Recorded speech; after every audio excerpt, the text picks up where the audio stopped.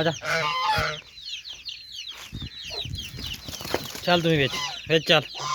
चल तेन भी डोबा चल बिच आजा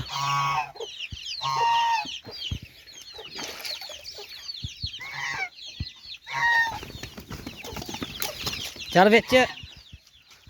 चल बिच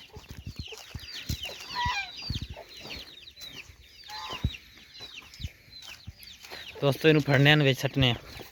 बस एक मिनट काबू आ जाए मेरे काबू नहीं आ रही है कला ही बेचारा खलोते है हाँ हाँ नहा रहा ठंड बहुत लग रही बेचारे नू गर्मी लग रही थी नहा रहा इस वास्ते चेक करो फिर वीडियो अच्छी लगे वीडियो लाइक शेयर तो कमेंट जरूर कराया करो थैंक यू चेक करो चेक हाँ नहा रहे हैं हाँ चल चल चल चल शाबाश वेरी गुड